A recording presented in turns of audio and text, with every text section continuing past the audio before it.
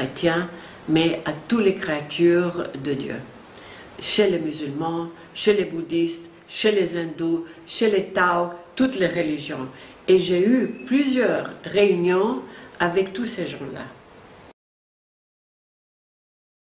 Vous avez rencontré Monseigneur Ito à Akita. Racontez-nous comment ça s'est passé et pourquoi vous étiez sur place.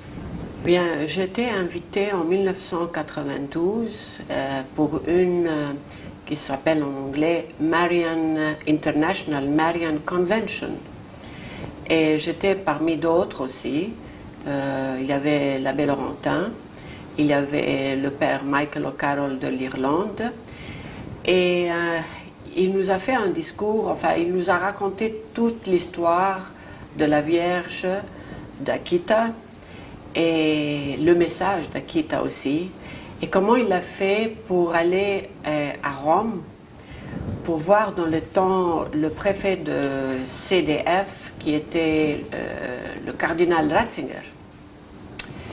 Alors il nous a raconté qu'il a été avec les messages pour lui donner et lui raconter tout ce qui s'est passé à Akita pour faire les investigations, comme d'habitude, des consultants qui vont aller voir si c'est du vrai, la même chose qu'ils font partout quand il y a des apparitions. Et il s'attendait pour voir quelle date il va donner pour que cette commission va aller à Akita. Alors, le lendemain, quand il lui a donné toute l'histoire, il passe de nouveau de son bureau et le cardinal lui dit nous n'allons pas envoyer une commission. Alors là, il a été très étonné, Monseigneur Ito, et il a dit mais pourquoi? Parce que tout ce qu'il y a dans le message d'Akita, c'est dans le 3e secret de Fatima. Il vous a dit ça comme ça? Oui, il nous a dit ça. C'est pour ça qu'ils n'ont pas envoyé une commission.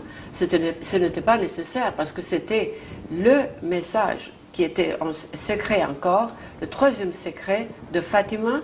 Il lui a dit ce n'est pas nécessaire, c'est le 3e secret de Fatima dans le message d'Akita, qui contient l'apostasie, le monde qui dévie complètement, la demande de prière et de conversion, et de l'apostasie, si le monde ne retourne pas à Dieu, il y aura un châtiment. Et le châtiment sera pire que le déluge, et il sera par feu. Alors, c'est dans le message d'Akita, mais on ne s'étonne pas parce que la Vierge, quand elle donne un message qui est secret et qu'elle dit qu'on peut le dévoiler, on ne le dévoile pas, elle peut le donner ailleurs. Le ciel, quand il veut quelque chose et les hommes ne le font pas, c'est facile. On le donne ailleurs et pas seulement à Akita. C'est un peu partout ce message. Dans le message de la vraie vie en Dieu que j'obtiens, il est partout. C'est appelé même un nom, le châtiment.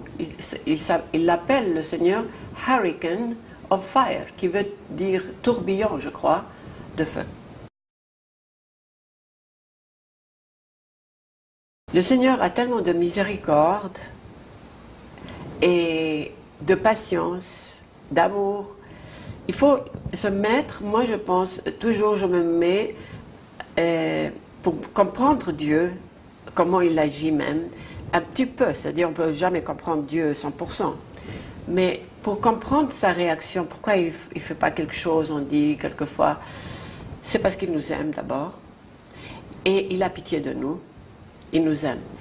Et je me mets à la place d'une mère ou un père aussi, quand nous on aime nos enfants, on ne veut pas les châtier, on veut leur apprendre doucement comment changer. Et on attend vraiment, on attend toujours de plus en plus pour être sûr qu'ils vont changer. Donc il n'agit pas vite pour ce châtiment, parce qu'il nous aime, il ne veut pas nous faire du mal. Et il prend plusieurs façons de nous atteindre, par des messages, par des signes, par tous les moyens, pour nous faire changer. Et il attend, parce qu'il veut convertir, si possible, tout le monde. Et c'est pour ça, moi, je vois cette situation.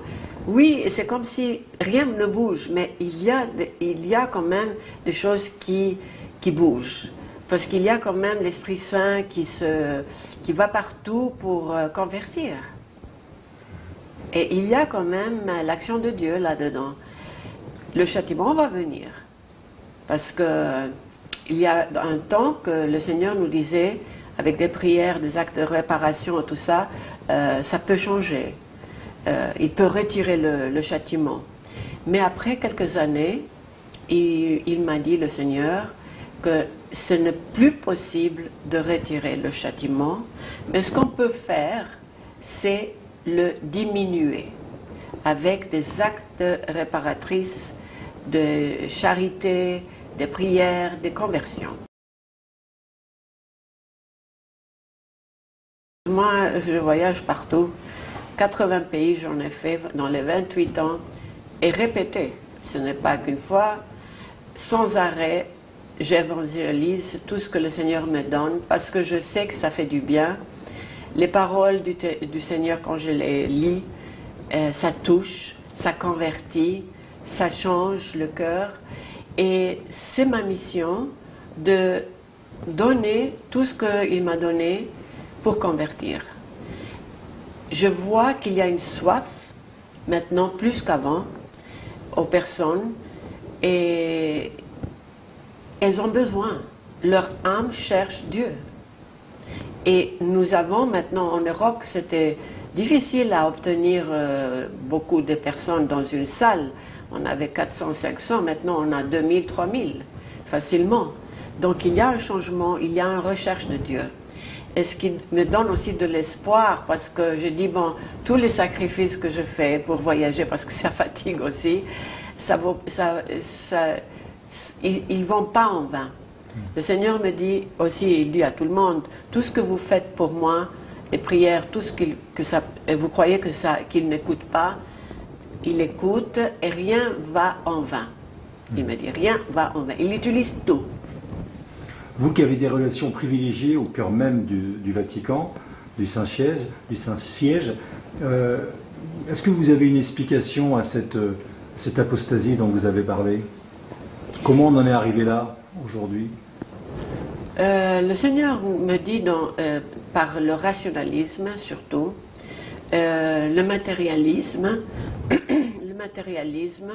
qui est un faux Dieu, et alors on s'accroche comme ça. Et aussi, il se plaint parfois que les homélies sont sèches, ils n'ont pas de vie, donc ça ne touche pas les gens. Et alors là, les personnes n'ont pas envie d'aller dans les églises pour écouter l'homélie. Quelques fidèles restent fidèles et ils vont plutôt ailleurs. Ils vont dans les groupes charismatiques, même évangéliques, parce qu'il y a l'esprit qui bouge là-bas. Et c'est ça, l'apostasie est venue quand même parce que les gens sont partis de Dieu de manque de prière et c'est comme un esprit de léthargie qui est tombé sur le monde. Le Seigneur parle de cet esprit de léthargie. Quels sont les témoignages qui vous ont le plus touché après 28 ans, avec tout le recul que vous avez aujourd'hui, sur tout ce mouvement qui est né il y a 28 ans? Eh bien, ma mission, c'est de faire aussi des pèlerinages pour rassembler les églises. Chaque 2 ans, on travaille très très fort, parce que ça dure 2 ans de travailler pour ramener autant d'églises possibles chrétiennes ensemble. Et je parle des prêtres maintenant, du clergé. Je peux dire, parce qu'on a des photos même, qu'on a pu arriver à faire venir 24 chrétiennes confessions, ça veut dire des églises valables ensemble, des prêtres, des évêques, des cardinaux, des métropolites, et on a pu arriver à 24 différentes églises, 110 clergés chaque fois. La dernière fois c'était 110, et puis j'espère que la prochaine fois il y aura plus. Nous avons des dialogues pour l'unité, et on a aussi des messes, par exemple une messe éthiopienne une fois, une messe arménienne, une roumaine, pour que les gens aussi voient comment ça se passe dans les autres églises qui sont valables, qui sont acceptées. Et c'est ça ma mission, et j'arrive à faire ça. avec la grâce de Dieu. Vous avez également des contacts avec notamment des bouddhistes, avec des musulmans, avec des juifs. Parlez-nous un petit peu de ce rapprochement, cette volonté d'unir pour la paix, en fait. Interreligious, oui. J'ai eu beaucoup de contacts avec les bouddhistes, les hindous et les musulmans. Et ils m'ont invité aussi chez eux pour témoigner, comme une chrétienne. Et j'ai parlé plusieurs fois chez les bouddhistes, le temple bouddhiste au Bangladesh, la grande mosquée au Bangladesh avec les imams. J'avais une trentaine d'imams qui m'écoutaient. Et puis aussi les hindous. Ils ont dit, hey, Vasula, tu vas chez eux et puis pas chez nous, tu viens chez nous aussi. Et ils ont rassemblé les jeunes de l'université pour que je donne un message de réconciliation et paix. C'est ça que je témoigne avec les autres religions qui ne sont pas chrétiennes. La réconciliation, que Dieu existe, il nous aime tous, il est plein de miséricorde et on est ses enfants. Et là, ils écoutent.